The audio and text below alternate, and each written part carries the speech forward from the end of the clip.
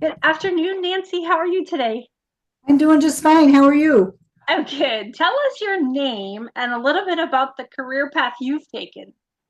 Well, I've taken a very circuitous career path. My name is Nancy Stephani. Um, I started out in hotel and restaurant management, which is my first degree.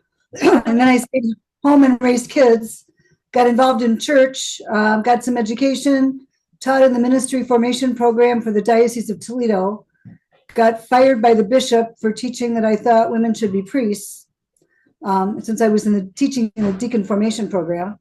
And then went into social work. And I fell in love with social work, which is my career and my passion. I started out as at the bachelor level and went on to get my master's. My first job in social work was home health social work, working with the elderly. And then I went to do diagnostic assessments for a family service agency. Ended up being a clinical director there. That agency merged with two others, which is an interesting process in behavioral health. And I became coordinator of emergency services and absolutely fell in love with disasters and emergencies and crisis. I was the adrenaline junkie for the county. So I coordinated a team of 7 people that saw folks when they were suicidal, homicidal, or psychotic, Ah, a lot of times at the hospital, but also in their homes, also at the jail, also at the police station, wherever I was called to respond. And a crisis was anything any citizen in the county labeled a crisis. So kind of a jack of all trades. I became wow. clinical director of the Hancock County Critical Incident team. I took 2 teams of Hancock County law enforcement to New York after 9/11, week 3 and week 5. I've responded to airline disasters and floods, part of the Red Cross, done not a lot with the Red Cross, especially lately. Health reasons, I don't do well with mold and mildew, and that tends to be what you have a lot of with floods. Yes. So, but I'm who you want if there's a fire with 3 dead kids or a traffic accident with 2 dead teenagers. I have a good autopilot for stuff like that. I also taught social work at the Ohio State University at Lima for 21 years and love nurturing the next generation of social workers. Part of, go ahead. I was going to say I have that you have touched on so many different professions Mhm. already. I'm not even sure how to start other than to say I love how you take the early experiences, even your early education, and have folded those into very, very different careers. And um, I would just be curious if I were to ask you on the street for a one word answer as to what profession you are, what would you say? Social worker. Okay. And the crisis social work, I would think would be so different than the type of social work you did at the beginning of your career. Very different. Um, can you just talk about how there are varied areas in this large industry of social work? The differences, maybe who would be better suited for what type, in case there's someone watching that thinks they want to be a social worker based on all what you've already said, it's so very different. There's so many different There angles. are, and that's the beauty of my profession. We all hear about burnout. Well, if you Yeah, start to get burned out in your whatever you're doing, you can always shift gears in social work and do something else. talk I about personally that. That's found cool. it very challenging to work with the same population I was living with. So Mm, working with teenagers was hard when my kids were teenagers. Working with the elderly was difficult when my parents were aging and dying. So there was always something else in the profession that I could do and focus on. So that's the beauty. The Masters of Social Work credential and then the license, you have to put in 2 years of supervision and take a test to be independently licensed. But once you're independently licensed, you can do anything. I have an NPI number just like a doctor. I can go see okay. patients in their homes and bill Medicare directly. So it's a very powerful degree and license. And one of the joys of getting older, I still have a small private practice. So I'm back to seeing a lot of elderly in their homes again and not doing a lot of crisis work. Although we moved and I just volunteered for a critical incident team. Um, but I nurture the next generation. I am doing supervision for up to 8 people that have their master's degrees but don't yet have their 2 years of supervision. And I do that for free because I feel a responsibility to nurture the next generation of professionals. So the College of Social Work at Ohio State sends me people, and I'm on the NASW website as if you need supervision, holler. So I I hold need your hand and supervision, but I don't help think it has you. anything to do with social Hi. work. So, what kind of a person makes a great social worker? Like, who is that? It's usually what I hear from people just starting out in the field is I want to help other people. Mm, Um, and what I tell my students and the people I supervise is nobody gets into this job by accident. We all have stories from our past that inform our career choice.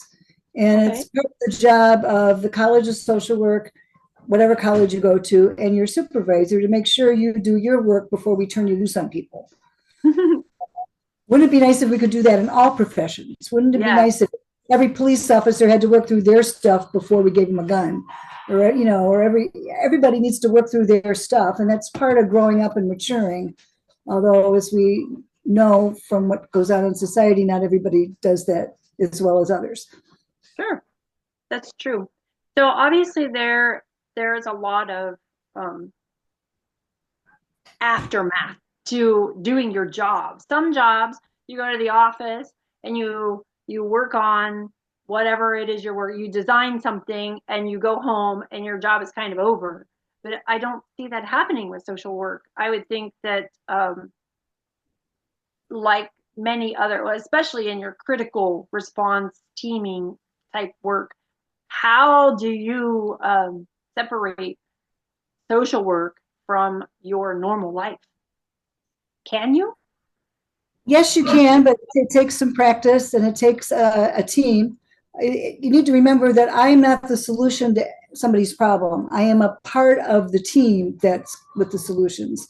And one of the neat parts of my job is to know what's in the community. That's the big difference between counselors and social workers. Counselors work with the individual and help the individual make adjustments. Okay. Social workers work with the individual, but they also tinker with systems to get the person's needs met. So I might be tinkering and working with you, but I'm also linking you with housing or with food or with healthcare. There are other people on the team. I'm just one piece of it. So it Um, seems to you need to be a very good communicator and team player so that you can yeah. bring that all together for the benefit of Yeah. the person. There used to be a television show years ago, you're way too young, called Laugh-In. And Lily Tomlin played a character who was a telephone operator that plugged people in to where they needed Yeah. to be. Is this the party to whom I am speaking? And she'd plug them in. It's kind of a good description of a social worker. You plug them in where they need to be plugged in. So what was most surprising about this field of social work once you were in it? Were you completely shocked about any something in particular? I love how broad it is. I love how you can shift gears and do something else because that burnout or boredom or whatever people go through in their jobs is very real. Um, and I learned how important a support network is and a support group is to be able to get the support that you need. Frequently on my way home from a crisis, to be able to let go of it for myself, if I had seen a teenager in the ER, I'd call my teenager, not to tell them what happened, but to say, do you know how lucky you are? Do you know how much I love you? Do you know what a wonderful family we have? Just to hear them acknowledge it and connect with them and know that my teenager was okay. Yeah, I see myself as not being able to function in this. It seems like a very compassionate, engaging person, but I think there's a strength that you have to have. I guess that would be part of your training, but I really respect people in this field because I think it's very hard, very, very hard. What It's would you not that advise? Go ahead. it's not that hard when you figure out how to manage it. You can't get sucked in to other people's stories. Everybody owns their own story. Right. You have to make people's story problems like in math and tinker with them at arm's length. You can't get sucked in. You're not there in there. You're a piece of their story, but you're not the totality of their story. They're responsible for their story.